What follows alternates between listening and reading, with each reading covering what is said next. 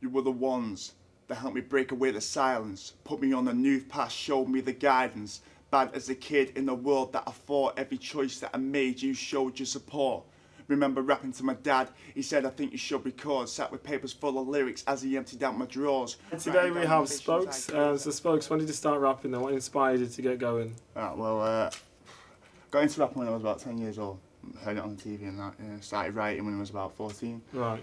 And then never really thought I had it, do you know what I mean, until my dad, which I owe a lot of this to, he said, you know what, I think you really need to start to record what you're writing here. Yeah. So he got me in touch with a local studio, which was at Tough Gong, Longford. Yeah, yeah. So I laid down a couple of tracks there. But then I felt like they weren't really going anywhere, do you know what I mean? They were still just being on YouTube and it wasn't really, I wanted more out of it. So I contacted just local MCs, from Manchester or whatever. And nobody really came back to me until I spoke to a villa. Yeah. And the villa said, yeah, come down. So my gaffer was in Oxford at the time.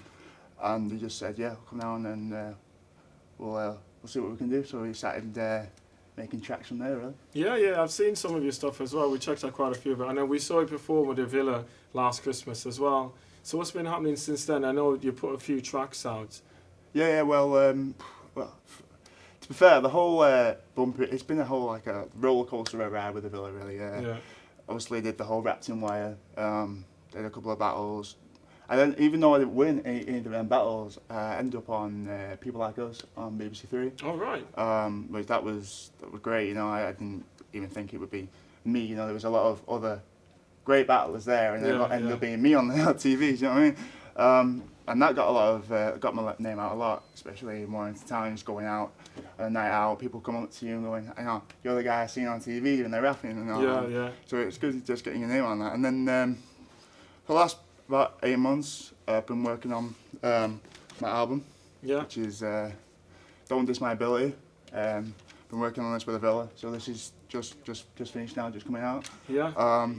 So yeah, that's pretty much it, really. Wanting to end it all, you show me things in life worth living for. So I was angry. Why is it me? Why is the world so dull and grey? So what's on the album then? It's quite personal then, isn't it? So what's on there? Yeah.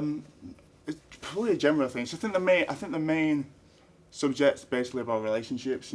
Relationships with girlfriends or relationships with family, or sometimes the relationship you have with yourself, and especially with me and having a disability and trying to overcome that, and trying to show that just because you have a disability, don't let that stop you from doing what you want to do in life. And so there's the title track. I saw the video for that when you were in the gym.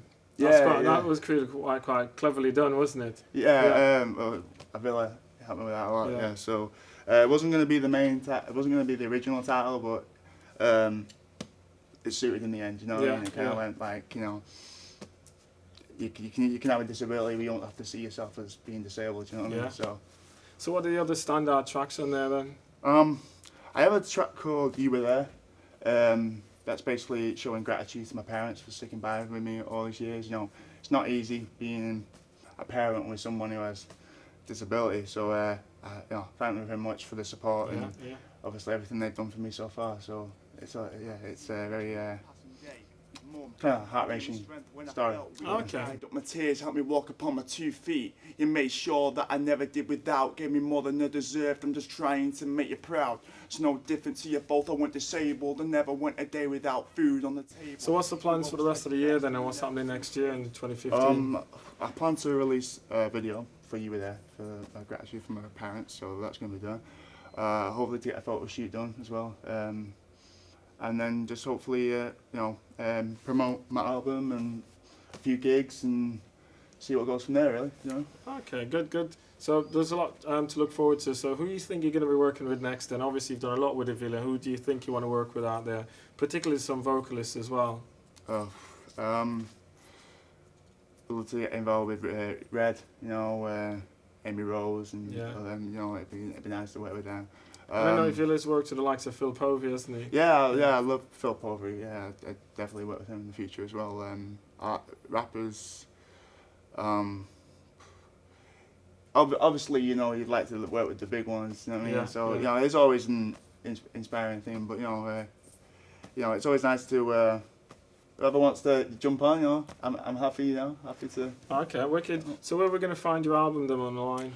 You can find it from me. Obviously, I can sell it personally from mostly. If someone contacts me on Facebook, which is Brad Spokescleave or at Spokes93 on Twitter, you can contact me. But I'm hopefully to get into, you know, in Head, in Golden Square, which used to be HMV. Yeah. Hopefully getting it in there in a couple of weeks. Just need to go down and have a meeting. Obviously, they want a part of it out of it too. And we'll see what happens from there. Every day making sure I was fed. Doctors lied, but promises you kept, and you gave me the motive to help me take my first steps.